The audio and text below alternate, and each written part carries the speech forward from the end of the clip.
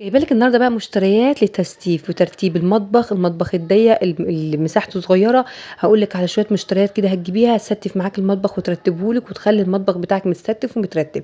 حاجات بسيطه باقل تكلفه، وعايزه اقول لك بقى ان مطبخك هيبقى متستف ومترتب وحاجه كده يعني في منتهى الجمال.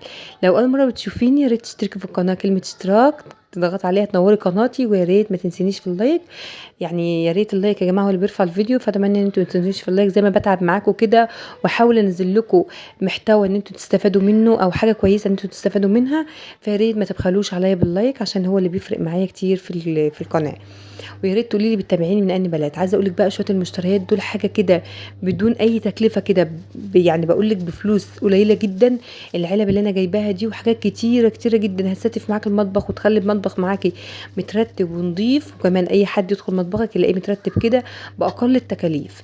عايزه اقول لك ان النهارده جايبه لك شويه مشتريات حاجه بسيطه كده، انا ما كنتش انزل الفيديو ده بس حسيت ان هو هيفرق معاكم كتير، وكمان هيفرق مع الناس اللي عندها مطبخ ضيق، لان انا مطبخي بصراحه صغير مش كبير. بس لما اشتريت شويه المنظمات دول او شويه الحاجات اللي انتوا شايفينها دي فرقت معايا كتير في المطبخ. يعني شويه علب كده على شويه علاقات، حسيت ان المطبخ كده اتستف وترتب، وكمان بقى معايا على سنجة 10. عايزه اقول لك مشتريات بسيطه جدا. كل حاجه انا هوريها لكم دلوقتي، واوريكم تكلفتها، واوريكم ان هي بكام وسعرها بكام. عايزه اقول لك حاجات بسيطه جدا وسعرها مناسب جدا لاي حد، وكمان هيخلي المطبخ معاكي متستف ومتنضف ومترتب. كل سنه وانتم طيبين، وكمان على دخلة العيد كمان هتبقى معاكم المشتريات دي تستفادوا منها كتير. خدوا فكره وممكن تستفادوا كتير من الفيديو ده. هديكوا شويه فكر كده في المطبخ او شويه مشتريات كده حاجه بسيطه ان انتوا تقدروا تستفوا المطبخ بيها او ترتبوا المطبخ بيها. صراحه يعني انا ما كنتش هنزله، بس لما حسيت ان هو فادني كتير والمشتريات دي فادتني كتير، واقول لكم على اسعار كل حاجه، هتحسوا ان هو هيفرق معاكم، وممكن تشتروا الحاجات البسيطه دي وهتفرق معاكي في المطبخ لتستيف وتنظيف المطبخ الصغير او اللي مساحته صغيره.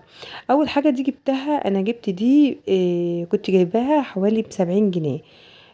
ممكن تكون غلت دلوقتي لان هي ركنتها فتره عندي عشان يعني اجمع شويه حاجات كده، مشتريات حاجات كده. يعني جمعت شويه مشتريات على بعض وبعد كده قمت منزله الفيديو. يعني كنت بشتري حاجه واستنى شويه واشتري حاجه واستنى شويه، بعد كده جمعتهم مع بعض وحبيت ادمج لكم الفيديو كله على بعضه.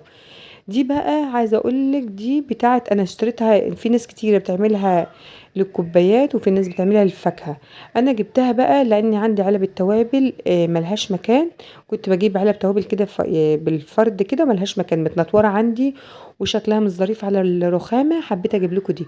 دي كانت عامله حوالي حاليا دلوقتي هي عامله 90 جنيه، لان انا سالت عليها حاليا دلوقتي في الوقت اللي احنا فيه ده عامله 90 جنيه، بس لما جيت اشتريها انا كانت عامله حوالي 75 جنيه. عايزه اقول لك مفيده جدا في المطبخ، هتنظم مطبخك وترتب مطبخك. بصوا يعني هتلم كل الحاجه اللي على الرخام. عايزه اقول لك لميت لي حرفيا كل حاجه اللي على الرخام. كانت الرخامه دايما عندي متكركبه وكلها كراكيب، كمان الكاميرا مش جايباها مظبوط لان التصوير مش جايب الصوره كلها كامله، بس هي 4 ادوار وكانت حلوه جدا ولميت لي كل حاجه. ممكن تستغني عن علب التوابل خالص وتستخدميها في مصفة الفاكهة. ممكن تصفي عليها فاكهة، ممكن تحطي فيها فاكهة، او ممكن تحطي برضو فيها كوبايات. دي بقى كنت جايباها حوالي ب30 جنيه او 40 جنيه، مش فاكرة بالظبط صراحة. بس طلعت مش لمالي المعالق صراحة، وكانت صغيرة جدا. يعني جبتها طلعت صغيرة، المفروض كنت جبت اكبر شوية لاني ما خدتش المعالق ولا سكاكين ولا شوك. بصراحة يعني اتضايقت جدا لانها طلعت صغيرة وما قدرتش بقى ارجعها لان انا كنت عيناها فترة، وبعد كده رجعت استخدمها او اصورها. جبت العلب دي للشعريه، يعني الشعريه دايما بستخدمها، فحبيت جبت العلبه الكبيره دي بدل ما تبقى الاكياس متنطوره كده في المطبخ ومش منظمه. لا العلبه دي جميله جدا وما كانتش غاليه، العلبه دي كانت حوالي 35 جنيه، ما كانتش غاليه خالص. وانا كمان ما اشتريتش العلب دي كلها مره واحده، كنت بشتري واركنها واشتري واركنها. ويا ريت تعملوا كده لو انتوا حسيتوا ان هو المبلغ عليكم جامد قوي، ممكن تشتري حاجات اجزاء كده وتركنوها. العلب دي كانت ب15، العلب الخضرا دي او الزرقاء دي كانت ب15 جنيه. العلبة دي بقى اللي انا احط فيها المكرونة سباكيتي او لسان العصفور دي كانت حوالي عاملة 22 جنيه. انا مش عارفة بقى الوقت الاسعار ممكن تكون زادت، لان من اسبوع لاسبوع صراحة الاسعار بتطلع في العالي. يعني عايزة اقولك ان كل حاجة مفيش اسبوع وتلاقي كل حاجة اختلفت. دي بقى عملتها للسان العصفور، وعملت علبة للشعرية والعلبة التانية دي هاعملها للدقيق. عايزة اقول لكم بقى نضفت لي المكان خالص، لمت كل الاكياس لمت كل حاجة متكركبة كده ومتنطورة في الضرفة عندي في المطبخ. نضفت كل حاجة عندي. انا عملت بقى إيه علبة كده الملح الخشن وعلبة الملح الناعم، والعلبة التالتة دي عملتها للبقسماط، كان عندي بقسماط ناعمة كده برضو في كيسة كده مرمية في ضرفة المطبخ، لميتها لي ونضفتها لي. عايزة اقول لكم شوية العلب دول منظم للمطبخ جميل جدا، حاجة كده من ما فيش وهترتب مطبخك وتنضفه لك، بحيث ان انت تيجي تمسحي الضرفة بتاعة المطبخ بتاعتك تلاقيها ستفت وشكلها نظيف. العلاقة دي بقى جميلة جدا.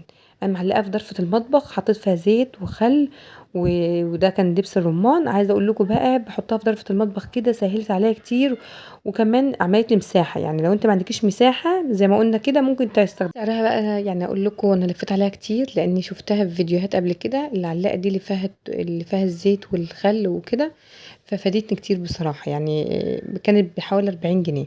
تفرق معايا في المساحات بقى، يعني بدل ما كده بلم الحاجه كلها كده زي ما انتم شايفين. ده تربو جبته للبصل وللثوم وللبطاطس، مقفول وما بيلمش تراب. انا كان عندي واحد مفتوح فبصراحه استغنيت عنه وحطيت فيه كتب للولاد، وجبت ده بقى جميل جدا. يعني هي الكاميرا اصلا مش مظبطه التصوير خالص، بس ده جميل. 3 ادوار كده، وحطيت فيه بصل وتوم وحطيت فيه البطاطس. عايزه اقول لكم بقى شويه حاجات كده، يعني سعرها مش غالي جدا. دي كانت حوالي عامله 200 جنيه، وستفت معايا المطبخ، وكمان لمت التربو من التراب، لامم نفسه كده من التراب وكل حاجه. لو الفيديو عجبكم بقى ما تنسونش في اللايك. ان شاء الله اكمل لكم الفيديو في جزء تاني عشان وقت الفيديو. باي باي.